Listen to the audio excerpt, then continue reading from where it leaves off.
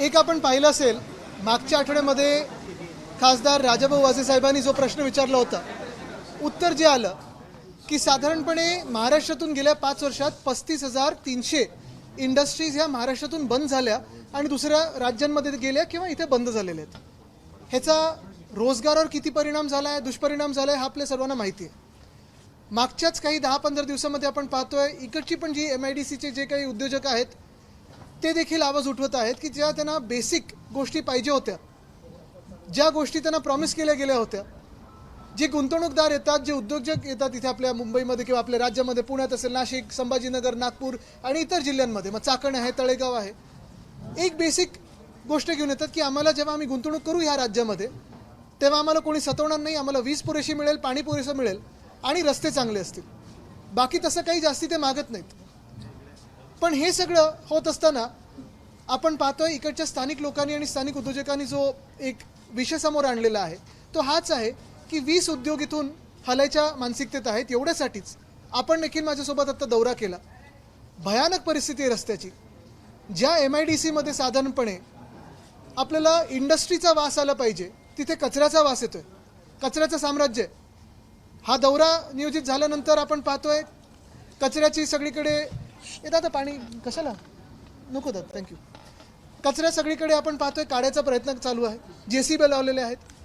दौरा नियोजित झाला, दौरा ठरल्यानंतर रस्त्याची डागडुजी सुरू झालेली आहे. काही काही ठिकाणी तर आपण पाहिलं अक्षरशः चपलेंनी ते खड्डे बुजवण्याचा प्रयत्न झालेला आहे. विजेचा प्रश्न आहेच.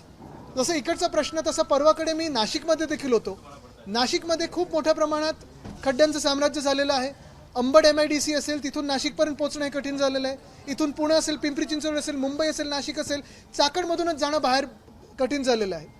आणि एकंदरच काय तर MIDC असेल किंवा PMRD असेल, PWD असेल किंवा स्टेट हायवे असेल किंवा NHA असेल, ताळमेळ नाही कोणाचा. पण सगळीकडे अक्षरशः वाट लावून ठेवलेली आहे आणि उद्योगधंद्याने इथे राहणं हे कठीण करून ठेवलेलं आहे. आज हा उद्योजकांनी आवाज उठवलेला आहे, कामगारांनी आवाज उठवलेला आहे. कदाचित उद्या उद्योगमंत्री येतात असं मला कळलं. मी आपल्या माध्यमातून त्यांना सांगत आहे की उद्या येऊ नका, उद्या रविवार आहे. एखाद्या वर्किंग डेला या, प्रोटोकॉल बाजूला ठेवा, सिक्युरिटी बाजूला ठेवा किंवा सायरन न वाजवता आपण फिरा, कारण आपली ही जबाबदारी आहे. किती वेळ कुठे कोण कोण ट्रॅफिकमध्ये अडकतं हे एखाद्या सामान्य नागरिकासारखं किंवा उद्योजकासारखं किंवा कामगारासारखं एकदा ह्या ट्रॅफिकमध्ये अडकून पहा, मग तुमचे डोळे उघडतील आणि मग काहीतरी बदलायला सुरू होईल. सत्तेतील आमदार नसल्यामुळे खरं तर राजकारण होतंय असं उद्योगमंत्री म्हणतात. मला वाटतं मग नाशिकमध्ये कोण आहेत? नाशिकमध्ये सत्तेतले आमदार आहेत. जर आपण पाहिलं तर नाशिकमध्ये सगळे आमदार जे आहेत स्थानिक किंवा जास्तीत जास्त सत्ता महानगरपालिकेची सत्तेतली आहे. पण तिकडे आम्ही परवा त्र्यंबकेश्वरला गेलो होतो, सत्तेतले आमदार बोलतात आमचं कोणी ऐकत नाही, खोसकर साहेब बोलतात आमचं कोणी ऐकत नाही. मग नेमकं ऐकते तरी कोणाचं? जे माझ्या कानावर येतं ते हे आहे, PMRD मध्ये फाईल पास करायला अंडर द टेबल खूप काही गोष्टी द्यायला लागतात. दुसरं जे मी ऐकलं ते MIDC मध्ये पण एक प्लॉट घ्यायला किंवा एक प्लॉटसाठी जो एक्सप्रेस टावरमध्ये एक ऑफिस आहे तिथे 1500 रुपये पर स्क्वेअर मीटर, हे मला अंतर्गत बातमी आलेली आहे. काही काही बातमी मुख्यमंत्र्यांच्या कार्यालयातून येते, काही काही बातमी ती उद्योजकांकडून येते. पण 1500 रुपये पर स्क्वेअर मीटर हा रेट एक्सप्रेस टावरमधल्या एका MIDCच्या ऑफिसमध्ये लागलेला आहे. आणि काही काही असं पण आहे की उद्योगमंत्र्यांच्या अवतीभोवतीच खूप लोक असतात जे टोलनाका म्हणून स्वतः तिथे उभे आहेत. मुख्य गोष्ट हीच आहे की हा भ्रष्टाचार हा थांबला पाहिजे. इंटर डिपार्टमेंट आणि इंट्रा डिपार्टमेंट म्हणजे मुख्यमंत्री कार्यालय असेल आणि उद्योग खातं असेल, त्यांच्यातलं जे भांडण आहे, जे वाद आहेत, तुमचे राजकीय वाद काही असतील, पण इकडच्या महाराष्ट्रातल्या उद्योगांना त्रास न होतं कामा.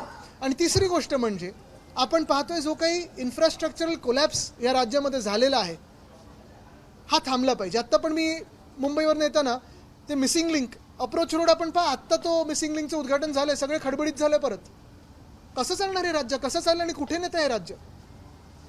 या ठिकाणी पोहोचले त्यानंतर या ठिकाणी तुम्हाला उद्योजक भेटले असतील, काय एकंदरीत या अडचणी तुम्हाला त्या काय की उद्योजक भेटले ही गोष्ट झालीच, त्यांच्या अडचणी आहेत ते जाहीरपणे बोलत आहेत.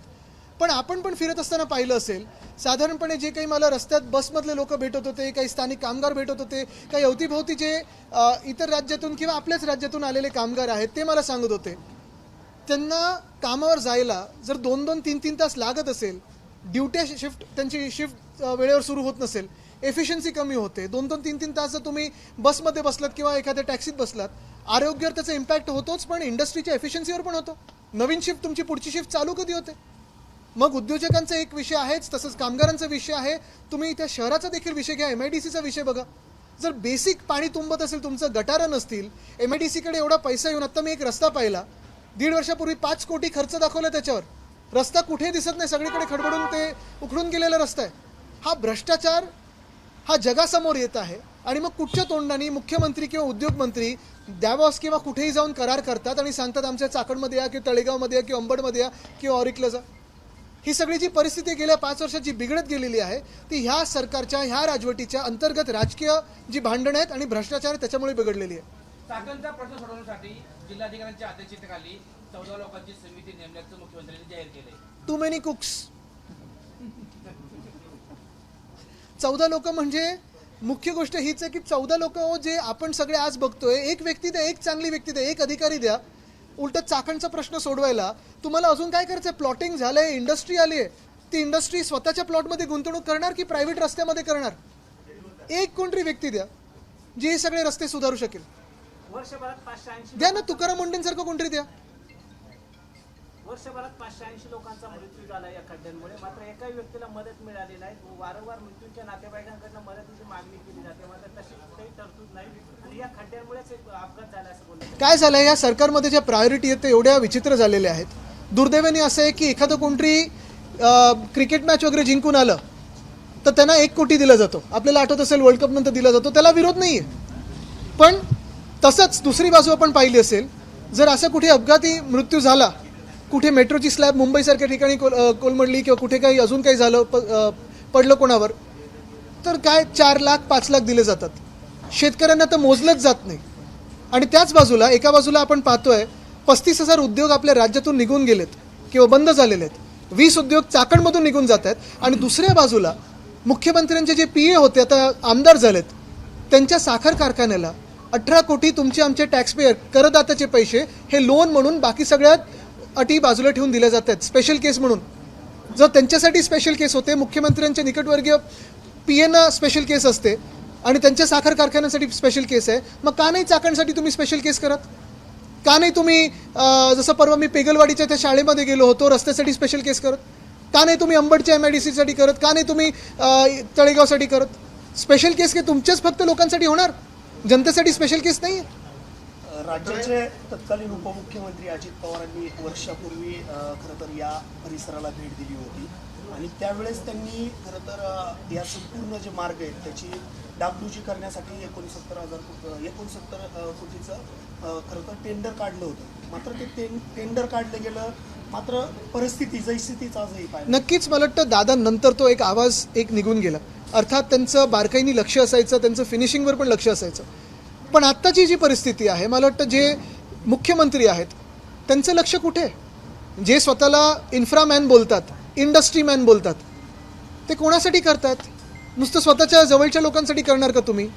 महाराष्ट्रात जे उद्योग येत आहेत बघा, मी परत एकदा सांगतो तुम्हाला, साधारणपणे महाराष्ट्र सरकार किंवा महाराष्ट्र शासन आपण ईज ऑफ डुईंग बिझनेस कोणासाठी करतो की आम्ही ही सवलत देऊ, ती सवलत देऊ, ह्याची परवानगी नाही, त्याची परवानगी नाही, तर नवीन येणाऱ्या उद्योगधंद्यांसाठी करतो.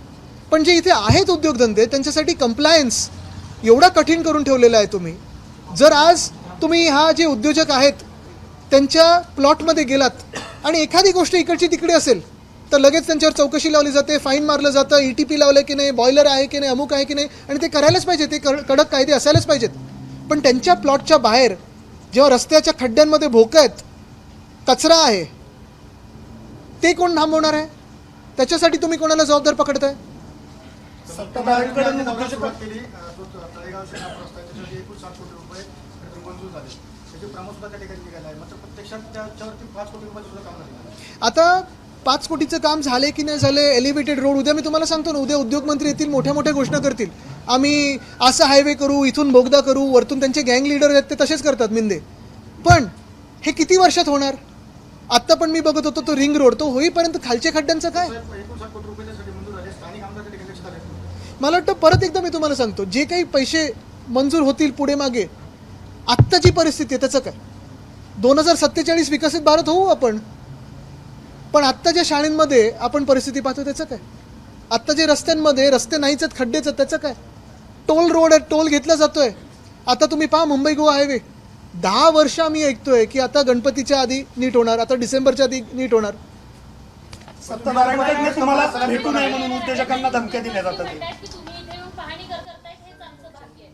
चांगले आता असं सगळीकडेच जाणार आहे, कारण असं त्यांचं भाग्य उघडत असेल सगळीकडे. पण ते जे काही मी बोललो ना त्यांचा टोल, त्याच्याबद्दल काय? आणि दुसरी गोष्ट म्हणजे उद्योगमंत्री येतात की त्यांचं अजून कोणतरी येते इथे जास्ती वेळा, हे पण जरा विचारा.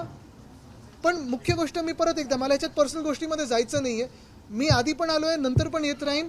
पण तुमचं जे काम आहे तुम्ही करत नाही म्हणून आम्ही इथे आंदोलन करायला आलेलो आहे. तर मुख्यमंत्र्यांचं हेच म्हणणं आहे की जाणाऱ्या 20 कंपनी आहे आपण गेल्याने काही फरक पडत नाही, याकडे कसं असेल? आता असं जर ते म्हणत असतील की काही फरक पडत नाही, तर काय नुसतं आमदार फोडण्यात तुमचा पक्ष व्यस्त राहणार? कारभार कधी करणार ते तर बघा तुम्ही. आता एक महत्त्वाची गोष्ट तुम्ही बघा, मुख्यमंत्री जे बोलतात की ह्या कंपन्या बंद पडल्या तरी चालतील, गेल्या तरी चालतील, काही फरक पडत नाही. या ज्या 20 कंपन्या जातात ना, कमीत कमी 5,000 जॉब्स आपल्या राज्यातून जाणार, या स्थानिकांच्या हातातून जाणार आहेत. मंत्रालय 5,000 जॉब्स, 5,000 रोजगार देताय तुम्ही. 5,000 रोजगारची संधी. अजय बांगा जे वर्ल्ड बँकचे प्रेसिडेंट आहेत, त्यांनी सांगितलेलं आहे की पुढच्या 10 वर्षामध्ये जागतिक स्तरावर जे इमर्जिंग इकॉनॉमीज आहेत त्याच्यात जवळपास 120 कोटी तरुणी ह्या जॉब मार्केटमध्ये येणार आहेत, 18 वर्षाचे होणार आहेत. हे जेन झी आहेत, हे जेन अल्फा आहेत जे आता आंदोलन करत होते. हे 120 कोटी जेन झी आणि जेन अल्फा पुढच्या 10 वर्षात जॉब मार्केटमध्ये येणार आहे. आणि जागतिक स्तरावर फक्त 40 कोटी जॉब्स निर्माण होणार आहेत. 80 कोटी जॉबचं काय? आणि एका बाजूला जग हे विचार करते आणि दुसऱ्या बाजूला मुख्यमंत्री बोलतात काय फरक पडतोय? म्हणजे काय आपण जे करतोय त्याचा काही विचार करताय की नाही? म्हणजे आपण परत जग एका बाजूला विचार करते की AI मुळे जॉब जाणार आहेत, त्याच्याबद्दल काय? आणि दुसऱ्या बाजूला आपल्याकडे चाकणमधून 20 जॉब्स, फक्त रस्ते होत नाही आहेत, वीज पुरेसे नाही आहे, पाणी त्यांच्याकडे येत नाही, ह्याच्यामुळे जात आहे. आणि मुख्यमंत्र्यांना चिंताच नाही आहे. उद्योजक तुम्हाला भेटू नये म्हणून त्यांना धमक्या दिल्या जातात या सत्ताधाऱ्यांकडे. मला वाटतं आता कोणी घाबरत नाही. आपण पाहिलं असेल धमक्या तर अनेक दिल्या जातात, पण तरुणींनी जे जंतर मंतरला दाखवलं, की मुंबईत दाखवलं, बिहारमध्ये दाखवलं, अगदी AK-47च्या समोर उभे राहिले. पण आता हा देश घाबरत नाही तानाशाला, हे पण दाखवलेलं आहे. तुम्ही आता जेएनजीचा उल्लेख केला, मात्र नक्षलवादी मानसिकतेचे लोक तरुणांची माती भडकवत आहेत असा आरोप पंतप्रधान मोदींनी केलाय. आज ते जे बोलले ते खूपच म्हणजे दिमागी नक्षल वगैरे हे जे काही बोलले, मला वाटतं हुशार लोकांशी भाजपला ॲलर्जी काय? जर कोणी मेहनतीने अभ्यास करत असेल, चांगले मार्क मिळवत असतील आणि प्रश्न विचारत असेल, तर भाजपला ॲलर्जी काय? आणि म्हणून आपण पाहत असू, एक वेगळी भाजप होती वाजपेयी साहेबांची आणि अडवाणी साहेबांची, त्याच्यात सुषमाजी होत्या, त्याच्यात एकाकाळी राजनाथजी वगैरे होते. ही सगळी भाजपा आता वेगळी राहिली. आणि आत्ताची भाजपा आपण पाहतोय कसे शब्दांचा प्रयोग करतो, कशी भाषेची वापर होते, ही भाजपा आता. तर बेसिकली एकच आहे, भाजपाला हुशार लोकांची आणि जेनझी यांची ॲलर्जी आहे. गोपीनाथ मुंडे हे काँग्रेसमध्ये येणार होते असा मोठा गौप्यस्फोट पृथ्वीराज चव्हाणांनी केला. अहमद पटेलांसोबत त्यांची बैठक झाली होती आणि मंत्रिपदाची अट घातली होती, असं सुद्धा त्यांनी गौप्यस्फोट केला. मला वाटतं अट नव्हती तेव्हा, पण ठीक आहे, तर त्याच्यात मी जात नाही. जास्ती गौप्यस्फोट मी नाही करत, कारण जवळून पाहिलेलं आहे मी ते. आणि त्याच्यात माझ्या आजोबांनी त्यांना काय सांगितलं आणि रोखलं तर ते पण मला माहिती आहे. काही दिवसांपूर्वी मुख्यमंत्री भीमाशंकरला आले होते आणि त्यावेळेस ते म्हणाले होते की आम्ही बाबाजी काळे येथे खेड तालुक्याचे शिवसेनेचे आमदार आहेत, त्यांना प्रपोजल दिलेलं आहे. त्याच्यामुळे त्यांना काय प्रपोजल दिलंय की आज या ठिकाणी? नाही बघा, ते आत्ता माझ्यासोबतच होते. त्यांचं कोणाचं लग्न आहे म्हणून ते निघाले. थोडा दौरा आधीचा झाला असता तर काय, याच रस्त्यांमुळे 1.5 तास मला अधिकचा लागला. नशीब आज वर्किंग डे नाही आहे. तर आज आत्ता ते माझ्यासोबतच होते ना, जे प्रेसवर आपले होते माझ्यासोबत होते, त्यांनी बघितलं. त्यांनीच तर मला बोलवलं, त्यांनी मला फोन करून सांगितलं की आम्ही आंदोलन पण ठरवलेलं आहे, आता मोठं आंदोलन आम्ही घेतोय. पण प्रपोजल जे बोलतात मुख्यमंत्री, आमदार फोडण्याचं, खासदार फोडण्याचं, नगरसेवक फोडण्याचं, मुख्यमंत्री की उपमुख्यमंत्री, जरा ते सोडा. राजकारण थोडं घाणेरडं बाजूला ठेवा आणि जी जबाबदारी निवडणूक आयोगाने तुमच्यावर सोपवली आहे सरकार चालवायची, ती चालवा. राष्ट्रवादी काँग्रेसचे एक्झाम्पल सदस्य दिशा सिद्दीकींना धमकी आलेली आहे, त्यांची सुरक्षा सुद्धा काढली असं सुद्धा म्हटलं. वडिलांची हत्या झाली, माझी सुद्धा सुरक्षा काढली. आता महाराष्ट्रामध्ये कायदा सुव्यवस्थेची परिस्थिती तुम्ही पाहताच आहे. अजून काय बोलायचं त्याच्यावर? 2 महिन्यापूर्वी खराबवाडी ते ऍक्सिडेंट झाला, ज्याच्यामध्ये 2 तरुणांचा जागीच मृत्यू झाला. त्यांना दक्षिण म्हाळुंगे पोलीस स्टेशन जवळ होतं, परंतु हद्दीच्या अभावामुळं ते जे ऍक्सिडेंट झाला ती जागा उत्तर म्हाळुंगे पोलीस स्टेशनच्या अंतर्गत येत होती आणि केवळ हद्दीचा वाद असल्यामुळे त्यांना या ठिकाणी पोलिसांना लवकर येता आलं नाही. त्याबद्दल तुम्ही काय? नाही, मला त्याच्यावर सुप्रीम कोर्टाचे पण ऑर्डर्स आहेत. अनेक ऑर्डर्स या ॲक्सिडेंटच्या ह्याच्यावर आहेत, पण थोडी जास्ती माहिती घेऊनच मी बोलू शकेन. महिला आरक्षण विधेयक आहे, महिला आरक्षण विधेयक, त्याबरोबर मतदारसंघ पुनर्रचना विधेयक आहे, त्याच्यावरती त्या विधेयकांना पाठिंबा द्या असं आवाहन मला राज्याच्या वाटतं मुख्यमंत्र्यांनी केलंय. मला वाटतं आजच्या दिवशी तरी स्वातंत्र्याच्या दिवशी खोटं बोलणं राज्याच्या मुख्यमंत्र्यांनी हे कितपत शोभतं हा त्यांनी विचार करावा. 2023 मध्येच महिला आरक्षण बिल हे पास झालेलं आहे आणि आम्ही तर आत्ता पण सांगतोय, आत्ताच पूर्णपणे जसंच्या तसं 2023चं बिल लागू करा, आम्ही तयार आहोत. पण डिलिमिटेशन हे जोडण्याचा प्रयत्न करू नका. त्याच्यात तुमच्या फायद्यासाठी देशाचं तुम्ही वाट नका लावू. काँग्रेसच्या कार्यालयामध्ये आज सकाळी संपूर्ण वंदे मातरम म्हणलं गेलं म्हणून सोनिया गांधी नाराज झाली असा आरोप होता. असं कुठच्या गोदी माणसांनी सांगितलं तुम्हाला? असा भाजपने आरोप केला. झालं ना, उत्तर मिळालं तुम्हाला. पण मला त्या भाजपला विचारायचं आहे, जेव्हा वंदे मातरमचं बिल आत्ता लोकसभेत येत होतं तेव्हा प्रधानमंत्री आणि गृहमंत्री कुठे होते? हा वंदे मातरमचा अपमान नाहीये? मोदींनी सुद्धा तिरंगा लावला तो उलटा लावला असा आरोप. आहे ना, आयर्लंडचा झेंडा होता त्यांच्या खिशात. तुम्ही ओबीसी शिवाय जनगणनेचं हे होतं. बघा, एक तर पहिली गोष्ट अशी आहे की मेट्रो उठसूट सगळीकडे बनवत आहेत. काही काही ठिकाणी गरज आहे, गरज नाही आहे, हा कोणी अभ्यास केला की नाही मला माहीत नाही. पण हायस्पीड रेल किंवा मेट्रो हे आपल्या शहरांपासून आपल्या MIDC पर्यंत पहिले यायला पाहिजे होते. त्याच्यात जास्ती फायदा झाला असता. दुसरी गोष्ट म्हणजे आता मी ते सहज विचारत होतो, बस जी आहे पब्लिक ट्रान्सपोर्ट, पुणे असेल किंवा पिंपरी चिंचवड असेल, इथून फ्रिक्वेन्सी किती कमी आहे. खरंच जेवढा व्हॉल्यूम इथे येतो, जर महानगरपालिकेने विचार केला तर बसेस पण तुम्ही फायद्यात नेऊ शकता, जेवढा व्हॉल्यूम आणि कमी किमतीत नेऊ शकता. जसं मुंबई महानगरपालिकेत आम्ही 5 वर्ष किंमत 5 रुपये, 10 रुपये, 15 रुपये आणि 20 रुपये अशी ठेवली होती. 35 लाख प्रतिदिन आमचा फुटफॉल होता. ह्या सरकारने बदललं आणि फुटफॉल कमी झाला. तुम्ही मुंबई सीओवर भडकले आहेत. कोण? संतोष बांगर जे आहेत ते जिल्हा परिषदेच्या सीओवर भडकले. ते म्हणतात तुम्ही नोकर आहात, नोकरांसारखे राहा. किती वाजता भडकले ते?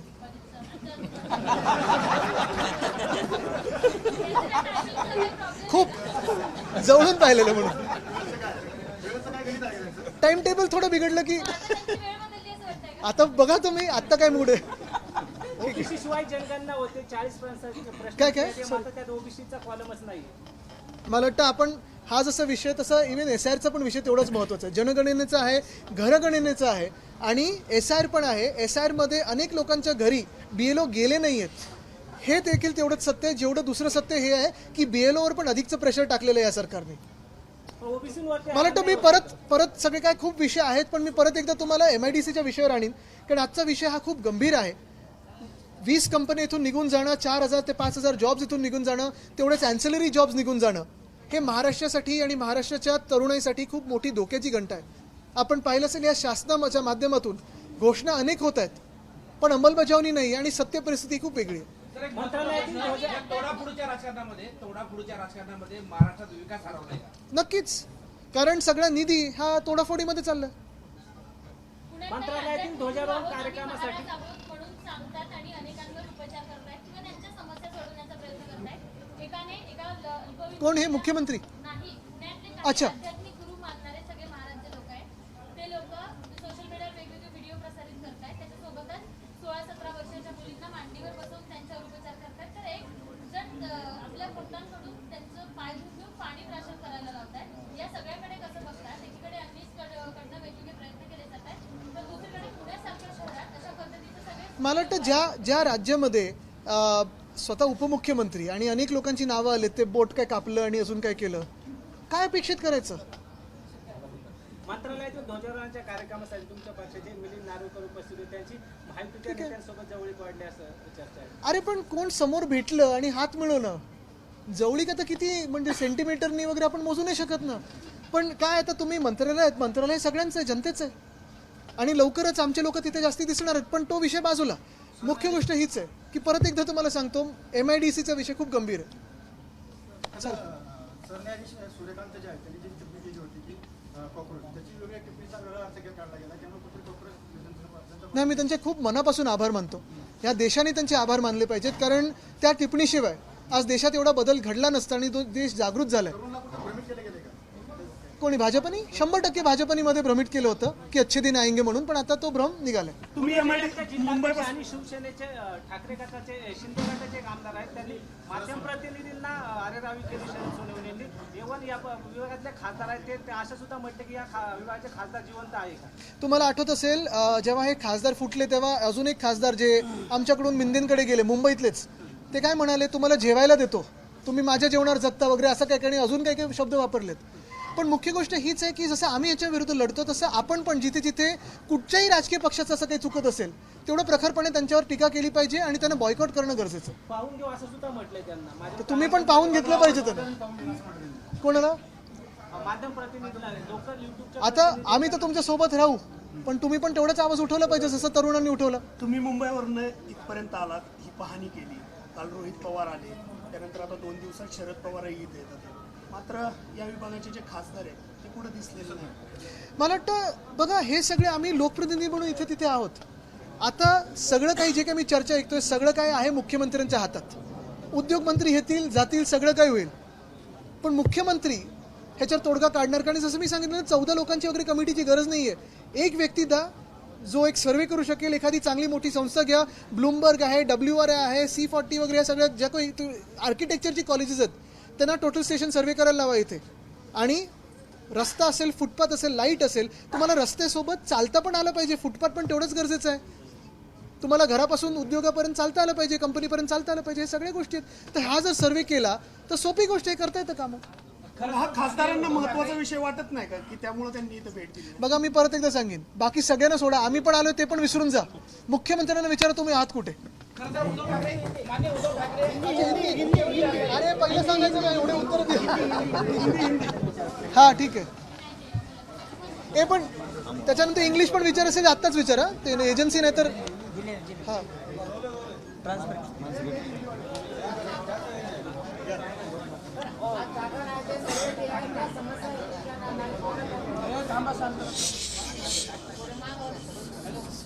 पिछले हफ्ते राजाभाऊ वाजे साहब जो हमारे सांसद हैं, उन्होंने उनके सवाल पे एक जो जवाब आया केंद्र सरकार से कि महाराष्ट्र से लगभग 35,000 बिजनेसेस और एलाइड बिजनेसेस ये निकल गए या बंद हुए हैं. उसी के साथ साथ आप देख रहे हो चाकंड से लगभग 20 इंडस्ट्रीज यहाँ से कहीं और जाने के लिए तैयार है, क्योंकि यहाँ बेसिक जो फैसिलिटीज़ मिलनी चाहिए, फिर वो बिजली हो, पानी हो, रास्ते हो, कचरे की समस्या है, वो नहीं मिल रही है. जो शासन प्रॉमिस करता है वो भी नहीं मिल रहा है. ये तो बेसिक है. इंडस्ट्रीज़ को बहुत सारी बार अलग अलग इंसेंटिव्स दिए जाते हैं, ये तो बेसिक है, ये भी नहीं मिल रहा है. और आज इसलिए मैं आया हूँ कि यहाँ जो समस्या है वो आपके माध्यम से जनता के सामने लाए. जैसे परसों मैं नासिक में था, अंबड MIDC है, भिवंडी का हमारा जो लॉजिस्टिक्स हब है, वहाँ भी ऐसी ही हालत है. अगर इंडस्ट्रीज़ की ऐसी हालत है तो आप सोच लो क्या कामगारों की हालत होगी, क्या आम नागरिक की हालत होगी. रोहित पवार जी आ चुके, आप आ चुके, लेकिन अभी तक इंडस्ट्रियल मिनिस्टर नहीं आ चुके. नहीं, इंडस्ट्री मिनिस्टर की बहुत सारे अलग अलग उद्योग चलते रहते हैं. नहीं यानी ऐसे ही मैं कह रहा हूँ, ये बिजी रहते हैं, व्यस्त रहते हैं.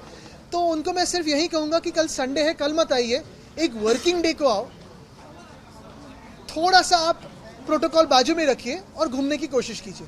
और आप ही के दफ्तर में, एक्सप्रेस टावर में जो रेट लगाया जाता है, जो टोल लगाया जाता है यहाँ इंडस्ट्रीज को आने के लिए, वो भी क्या है, भ्रष्टाचार क्या है, ये भी थोड़ा समझ लीजिए. सीएम साहब कहते हैं जो टोल फ्री इंडस्ट्री बाहर जा रही है वो पहले से ही बंद हो चुकी है. नहीं, क्या है, भाजपा अभी युवा विरोधी जो है वो दिखने लगी है. इंडस्ट्री जाती है तो जाने दो, या फिर ऐसे ही जो अगर एटीट्यूड होगा तो जेनजी को जॉब्स कौन देने वाला है महाराष्ट्र में, जेन अल्फा को जॉब्स कौन देने वाले हैं महाराष्ट्र में. यहाँ से 5,000 जो जॉब जाने वाले हैं, जो मिडिल एज लोग हैं, जो युवा है, उनके जॉब्स अगर हाथों में से जाए तो क्या सीएम खुद जॉब्स देने वाले हैं. धन्यवाद. ABP माझा, उघडा डोळे बघा नीट.